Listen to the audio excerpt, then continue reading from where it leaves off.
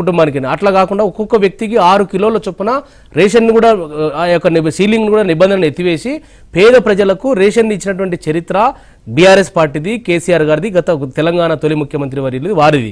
కానీ ఈ యొక్క చౌకబారు మాటలు మాట్లాడేటువంటి కాంగ్రెస్ పార్టీ వాళ్ళని ఈ ప్రజలు ఏ రకంగా ఈ గ్రామ సభల్లో నిలదీస్తా ఉన్నారో అర్థమవుతా ఉంది.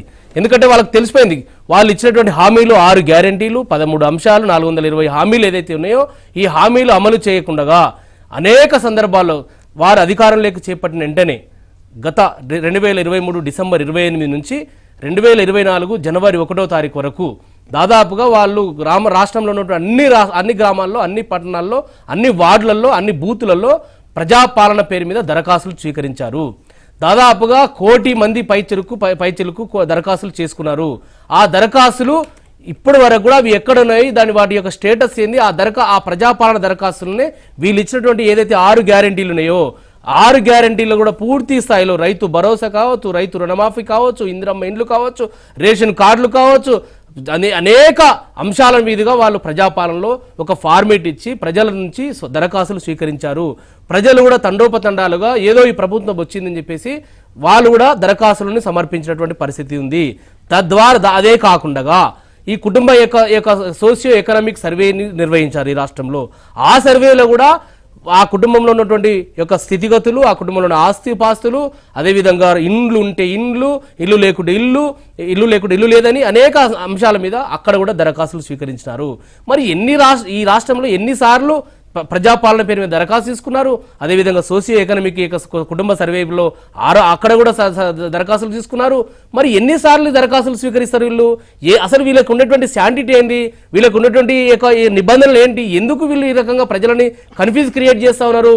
ప్రజాపాలన పేరు మీద మీరు నిర్బంధాల పాలన చేస్తా ఉన్నారు. ఈ రాష్ట్రంలో ఏ రకమైనటువంటి సోషల్ మీడియాలో పోస్టులు పెట్టినా నిలదీస్తా ప్రభుత్వం చేస్తున్న అవినీతిని నిలదీస్తున్నా కేసులు నమోదు చేస్తా ఉన్నారు, నిర్బంధాలు చేస్తున్నారు. ఈ రాష్ట్రంలో వాళ్ళు ప్రజాపాలన అంటున్నారు కానీ నిర్బంధాల పాలన వాళ్ళు కొనసాగిస్తూ ఉన్నారు. స్వయాన ముఖ్యమంత్రి రేవంత్ రెడ్డి గారి యొక్క నియోజకవర్గం దౌలతాబాద్ మండలంలో సుల్తాన్పూర్ అనేటువంటి గ్రామంలో కాంగ్రెస్ పార్టీలో ఉన్నటువంటి 2 వర్గాల ప్రజలు నిన్న కొట్టుకున్నటువంటి పరిస్థితి మనం చూసాం. మనం ఆ గ్రామంలో ఏ రకంగా స్వయాన ముఖ్యమంత్రి రేవంత్ రెడ్డి గారు. నేను అడిగే పాయింట్ చెప్పండి. ఇప్పుడు మీరు ఇలా చెప్తున్నారు కదా, కాంగ్రెస్ కానీ లేకపోతే మిగిలిన వాళ్ళందరూ కూడా అనేది ఏంటంటే అసలు ఈ దుస్థితికి మీరే కారణం, మాట్లాడితే తెలంగాణ సాధించడానికి చావు నోట్లో తలబెట్టి తీసుకుని వచ్చాం కాబట్టి ఇదంతా ఇంత పాలన అందిస్తే ఇప్పుడు ఈ పాలన ఇలా చేసేస్తున్నారని మీరు అంటున్నారు కదా. కానీ 10 సంవత్సరాలు అయిపోయాక కూడా ఇంకా రేషన్ కార్డ్ కోసం ఇలాంటి దుస్థితి అవుతున్నారు అంటే అది మీరే కదా కారణం. మా బీఆర్ఎస్ ప్రభుత్వంలో 6,47,300 పైచిలకు రేషన్ కార్డులు ఇష్యూ చేయడం జరిగింది పేద ప్రజలకు. కావాలంటే ప్రభుత్వం దగ్గర రికార్డులు ఉన్నాయి. ఉత్తమ్ కుమార్ రెడ్డి గారు లిస్టు పెట్టమనండి. 10 సంవత్సరాలలో వాళ్ళ దగ్గర అధికారం వాళ్ళ పార్టీ కదా, ఇప్పుడు వాళ్ళే పరిపాలన చేస్తా ఉన్నారు కదా, వాళ్ళ దగ్గర రికార్డులు ఉంటాయి కదా, లెక్కలు ఉంటాయి కదా, తెలుసుకోమనండి. వాళ్ళు చెప్పిన అడ్డగోలు హామీలు ఇచ్చి, అలుగాని హామీలు ఇచ్చి వాళ్ళ అధికారంలోకి వచ్చి ఈరోజు గ్రామాలలో చిచ్చు పెట్టి ఈరోజు ప్రశాంతమైన తెలంగాణని ఈరోజు ఒక నిప్పు పెట్టేటువంటి పరిస్థితి తీసుకొచ్చారు. ఇవాళ స్వయాన ముఖ్యమంత్రి రేవంత్ రెడ్డి గారి నియోజకవర్గంలోనే ఈరోజు కాంగ్రెస్ కార్యకర్తలే మాకు ఇందిరమ్మ ఇండ్లు రావట్లేదు, పెన్షన్ రావట్లేదు అని చెప్పేసి వాళ్ళు తోపులాడుతూ ఉన్నారు, కొట్లాడుతూ ఉన్నారు.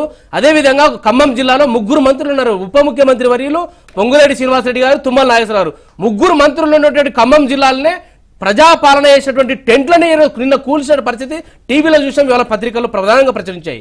అదేవిధంగా పొంగులేటి శ్రీనివాసరెడ్డి గారి కాన్స్టిట్యున్సీ పాలేరు కాన్స్టిట్యున్సీలో కూసుమంచి గ్రామంలో అధికారులని గల్లబట్టి నిలదీసి కొట్టినటువంటి పరిస్థితి చూస్తా ఉన్నాం మనం. ఎమ్మెల్యేలు ఎక్కడికి వెళ్ళిన భువనగిరి ఎమ్మెల్యే కుమ్మం అనిల్ కుమార్ రెడ్డి గారిని గల్లబట్టి లాక్కొచ్చారు. కామన్ కాంగ్రెస్ వాళ్ళే నిలదీస్తా ఉన్నారు, ప్రజలు నిలదీస్తా ఉన్నారు. కాబట్టి ఈ ప్రజాపాలన అనేది ఒక దగా, ఇదైతే గ్రామ సభలు అనేది ఒక దగా, 6 గ్యారెంటీలు అమలు అనేది ఒక దగా, రుణమాఫీ చేయడం అనేది ఒక దగా, పంట రుణ బోనస్ ఇవ్వడం అనేది ఒక దగా, రైతు భరోసా ఒక దగా, రేషన్ కార్డులు జారీ దగా, ఇందిరమ్మ ఇల్లు దగా. అసలు వీళ్ళకి ఏం శాంటిటీ ఉందండి? మొత్తం కూడా ఎక్కడికక్కడే పోలీసు నిర్బంధాల మధ్యలో, పోలీసు పహార మధ్యలో గ్రామ సభలు నిర్వహిస్తూ ఈరోజు ప్రజలకు రక్షణ లేకుండా ప్రజలు స్వచ్ఛందంగా వారి యొక్క హక్కుల కోసం పార్టీ కాంగ్రెస్ పార్టీ ఇచ్చినటువంటి హామీలని అమలు చేయమని ఇలా ఎక్కడికక్కడే స్వచ్ఛందంగా ప్రశ్నిస్తా ఉంటే కాంగ్రెస్ వాళ్ళు ఇలా పారిపోతా మర్చిపోతా ఉన్నారు ఇవాళ. ఒక్క నిమిషం. మంత్రులు ఏం చేస్తున్నారండి?